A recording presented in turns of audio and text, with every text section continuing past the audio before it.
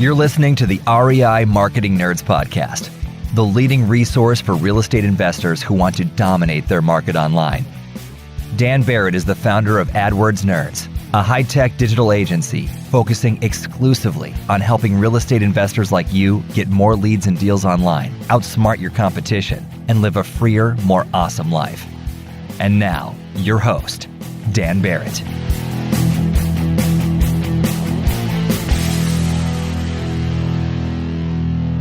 All right, everybody, welcome to this episode of the REI Marketing Nerds Podcast. Super happy to have you here. As always, this is Daniel Barrett coming from AdWordsNerds.com. And this week we've got a really cool topic because we're going to get into both something that lots of people want. This is something I'm going to hear from investors pretty much every single week. And we're going to talk about our custom strategy, the strategy that we use for the investors that we work with to get that thing done. And so the goal that we're talking about is dominating your local market. This is something I hear all the time. It's very, very common for investors to get on the phone with us and say, hey, I want to dominate my local market, right? And it's hard for people to figure out how to do that. Right? Most people are going to think that that is purely a money game. It's purely going to be a thing where they got to dump tens of thousands of dollars every week into ads and do all this crazy stuff. And it actually doesn't need to be like that, because this was something that happened so frequently, was something we got told so frequently and asked for so frequently. We actually developed a strategy for doing that that's specifically focused on REI. And I'm going to break down that strategy today. This is something I've only ever done with my paying clients or with my coaching students. So I'm really excited because it's something that I'm personally am very proud of, and I think is going to make a major impact, hopefully, on your business and your marketing. So let's jump into this. First thing we need to do is we need to define what we're actually talking about. Because it's one thing to say like, hey, I want to dominate my market. But there are a lot of different variations on what that might mean. That might mean a lot of different things to different people. So let's define our terms. For me, when I'm talking about dominating a market, what I am talking about is consistently getting the majority of the leads in that market and getting them first. Okay, so there's two aspects to this, right? There's the volume, getting the majority of the leads that are available. If we're talking about search marketing, we're talking about people searching, grabbing those people, getting them as leads, right? But also getting them first, because it's very common for people to come online, right, and fill out a whole bunch of forms on different investor sites. And if I'm getting those leads, last or 10th or whatever, they're going to be worth significantly less. Because generally for investing, right, when we're talking about motivated sellers, the faster you're going to touch base with someone, get them on the phone, form that relationship, the more likely they are to do a deal with you. So really, there's these two aspects here to dominating a market. There's the volume of leads that you are getting, and there's the speed with which you get them. And you really need both, right? You need both to truly be dominant and have a position that's very hard to attack. Now, an important note, you don't actually have to dominate your market to do a lot of deals, right? It isn't necessary. And I don't want everyone listening to this to think like, if you want to make some money as an investor, if you want to be successful as an investor, you have to dominate a market, because it just isn't true. We work with people every single week that, are spending $2,000 a month or whatever there is they're spending. They're doing significant numbers of deals. They're making a lot of money and they're super, super happy, right? But there is a really common thread in the investing community where people want that dominant position. They want to know that they're on top. So if that's you, this is what we're talking about today. All right. Now, most people are going to assume that dominating the market is basically what that means is you got to spend a lot of money, right? And yes, to do this consistently and to consistently dominate a market, you will need to spend more than just say an investor. It's like, hey, I want to do a couple deals a month, right? But lots of investors pour lots of money into their marketing every single week and do not dominate their markets. So it isn't a case that dominating the market is simply a matter of spending money. And the reason that is quality. And quality and understanding how the idea of quality factors into online marketing is absolutely critical to understanding why some investors absolutely crush and absolutely dominate their markets, and other investors that spend the exact same amount of time and exact same amount of money do not. All right. Now let's break this down even further. When we're talking about quality in terms of online marketing, what I'm really talking about is better performance. If an ad is higher quality, it gets more clicks. If a landing page is higher quality, it gets more leads, right? So the higher quality the marketing that you're doing, the better the performance you're going to get from that marketing. And the better the performance you are getting, generally the lower the cost you are going to have to pay. This is really, really important to understand, okay?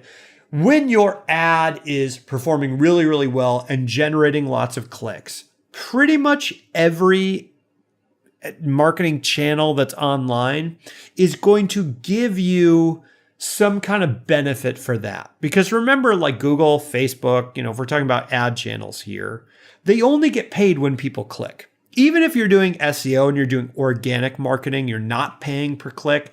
Google wants sites that people click on, because if people come to Google over and over and over and they never find anything they want to click on, slowly but surely they're going to stop using Google, right? So Google, Facebook, all these channels, they prioritize ads and marketing campaigns that generate performance, that get clicks. So what happens is you get caught in a virtuous cycle. You write really, really good ads, make really, really good landing pages, you target it really well, you have a very high quality marketing campaign that allows you to get more leads. And then the advertising channel gives you a bonus and they allow you to get those leads more cheaply. So what's happening here is you are now getting a higher volume of leads and you're getting them more cheaply than your competition because your quality is higher.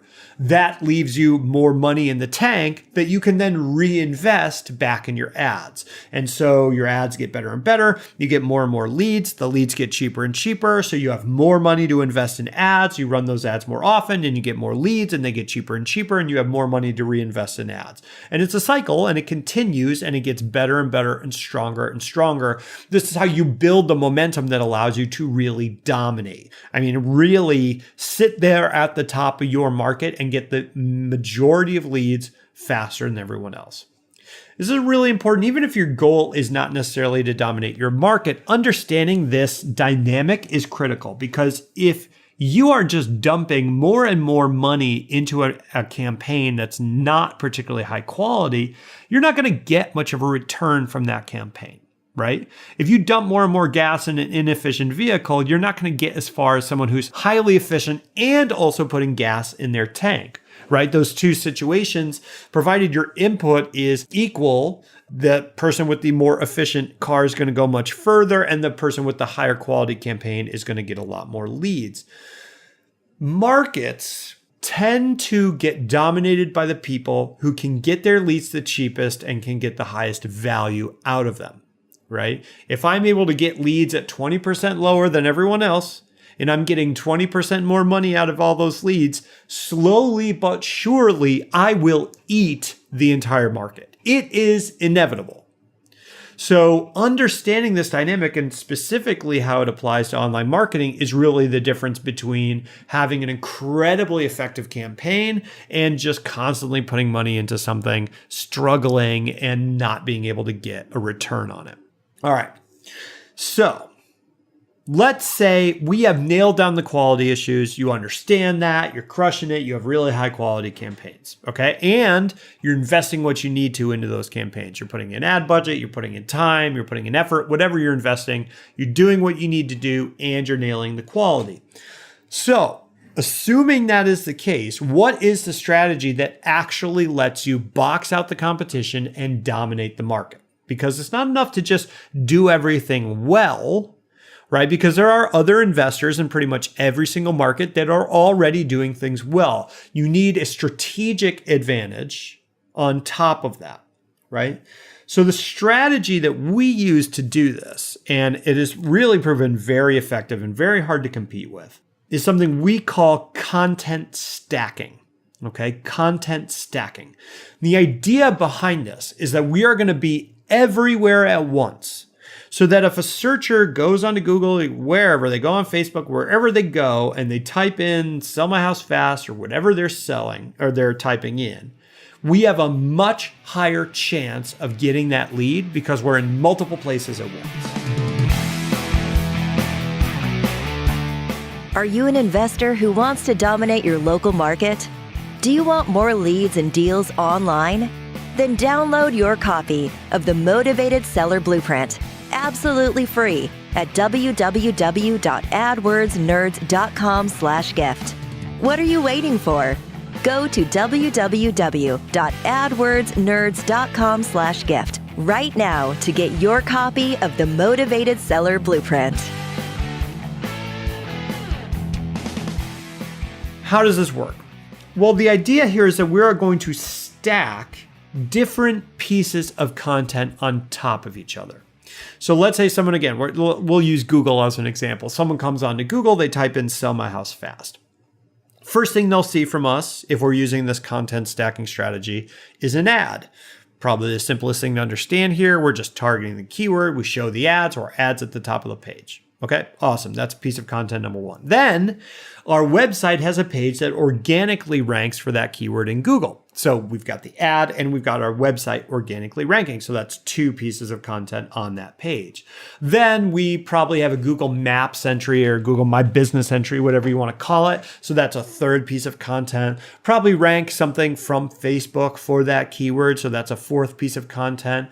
We get reviews or articles written on third-party sites. So that's a fifth piece of content. We'll rank a YouTube video for that keyword. So that's a sixth piece of content. And so for the exact same search, let's say like sell my house fast, your town, or whatever it is, you're going to get to a point where nearly 30% of everything that person is seeing in Google is actually you.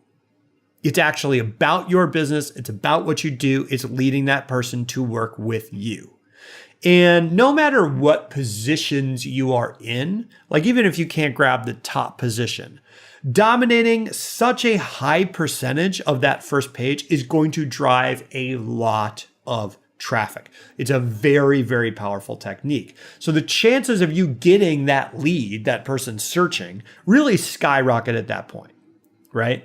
Now, the key to doing this well and not driving yourself crazy in the process is having a very clear strategy. Because each of the pieces that you build need to be working in harmony, right? You need to be really clear on what you are targeting and how. If you try to do this for 1,000 keywords, you are going to burn out. It just isn't possible, right? I mean, maybe over a really long period of time, but it's just massively, massively difficult. Right? So you need to be really, really clear on what you're targeting, who you're targeting, and how you are going to target them, and then how all those pieces connect with each other, where they're sending people what they're saying, what they're linking to, etc. Right? So there's different categories to doing this. We can kind of break it down generally to give you a sense of what you want to do. There's no one thing you always got to do. The internet is constantly changing, right? And I want this episode to be evergreen. So I'm not going to say like you have to go to this website because who knows? Maybe that website won't even be there 2 years from now. But there are general categories that are pretty much always going to be there that you can use to create your own content stacking strategy. All right. Ads are the easiest place to start. They're going to show up at the top of the page. They're easy and fast to get going. Advertising on the internet is not going anywhere, right? And ads give you a lot of control over your targeting, so you can really zero in very quickly on just the search terms that you want. If you just want sell my house fast, Phoenix, and you don't want sell my house fast, Mesa, or whatever it is, you can just put that into your ad campaign and boom, you're there. Right? So really, really fast, really, really high impact, get to be at the top of the page, really nice. Of course, the downside is you're paying for it, but that's the downside to all advertising. Okay. So ads are the obvious kind of first category where we get started with this strategy. So after that, generally we are moving on to third-party listings. Third-party listings are also pretty quick to do. They're pretty quick to rank, and they're relatively easy, right? So it's like if you're doing, like Yellow Pages, or there's some kind of local website, something like that. It's not your property. It's not specifically like a business listing thing like Google Maps. It's just something that you can get a listing on. You can get an article on. Those things are really good because you can kind of ride the coattails of other websites that are already ranking pretty well. So that's usually a really good place to go next. Of course, you got to have your own search engine optimization on point, meaning your main website needs to rank and rank well, because generally that's going to drive the biggest percentage of clicks and leads. I generally get into that a little bit later in the process just because the work tends to be more in-depth. It's not like something you can just click a button and get it done. You really got to think about what you are writing, how you're writing it, how well optimized it is. But it's such a big chunk of the traffic that you're going to get that it's absolutely critical that you do it. Right? So it's a little bit more difficult. The time horizon's a little bit longer, so it's slower to get going. But man, if you can get it going, the impact is absolutely huge. So you definitely want to dig in there. Google Maps listings are another ones that we typically do pretty early, and those are also very fast to do. You're really only going to have one. I mean, Google Maps is the dominant one. There are other kind of map companies you can work with to get a listing for, and those are really only going to help you for local searches. So if somebody's generally located near the town that you're targeting, right? So if we use that Phoenix, Arizona example, generally, you're going to see that local map kind of entry show up in Google when they're in Phoenix. And so it's not going to get you necessarily out of state searches or out of state owners, that kind of thing, but still really powerful, free, quick to do, easy to do, and those are going to rank really well. YouTube videos is a big one. This one is very, very fast. Google owns YouTube. I think most people know that at this point. And so YouTube videos can rank very quickly. The reason we don't do it earlier is because generally they don't stay in the search rankings as long as everything else. YouTube videos seem to have kind of a half-life where you'll rank them, they'll kind of drift out of the rankings over time, but optimizing them can have a really great return. People like to click on videos. It's an attractive search result in Google because it usually gets a little video icon. So they get a lot of clicks. Now, you don't own it. Much like the third-party websites that we were talking about, right? You don't own this. Google owns it, right? So it's not on your website, but really, really powerful, really easy way to get an extra thing in there. Facebook pages can be very stable and rank very well, but it's hard to do a lot of them. And so it's kind of hard to do keyword targeting for them. But it's something that's really powerful. And generally, you're only going to have one or two of these. So you're going to really want to target that around your highest impact, highest traffic keywords. Even Twitter accounts can do really well. But like Facebook, there needs to be engagement on that account for it to rank in Google and show up in Google. So you really need to work it like its own marketing channel and put the effort in. And most investors generally don't do that. It's hard to do investor marketing for motivated sellers in a way that people really engage with socially. It certainly can be done. I've seen people do amazing jobs with that. But it's one of those things where it's like, just because you have a Twitter account doesn't mean it's showing up and getting ranked in Google. It's really got to be something that people are sharing, people are retweeting, people are liking, people are commenting on, that kind of thing. So if you kind of take all those pieces together, right? If you've got an ad and you've got your own search engine optimization on your website, you've got third-party listings, you've got Google Maps, you've got YouTube videos, you've got Facebook pages, you've got a Twitter account, and all these things are unified in their strategy around who they're going after and what kind of keywords they're going after. You're going to massively increase your footprint in Google. And what that's going to do is get you a much higher volume of leads and a much higher quality of leads while lowering your cost. And that's what content stacking is all about. It's about combining this pursuit of quality with a strategic advantage that's really, really hard to topple. Like if you're ranked number one in Google, that's awesome. But if that's all you have, sooner or later, someone's going to try to take that from you. Right? So having a diversified strategy not only gets you more leads, it gets you more leads for cheaper, and it makes you safer in the long run from competition. It's massively powerful. It's something we do pretty much every day for our clients. I love it. And I would really love to get your feedback on it. If you have any thoughts, let me know, because for us, this has been a huge game changer of a strategy. And it's really helped our clients. That's it for the episode, you guys. As always, let me know. I'll have the show notes for this episode and some goodies you can download. Maybe we'll do like an outline of the strategy and everything. You can go to adwordsnerds.com/podcast. It's adwordsnerds.com/podcast. I'll have all that stuff for you. Let me know what you think. I'd love to get your comments on this. And let me know if you use the strategy, because it is very powerful, and if used well, can really help you dominate your local market.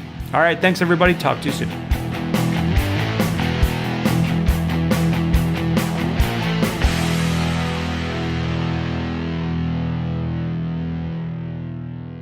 This is the podcastfactory.com.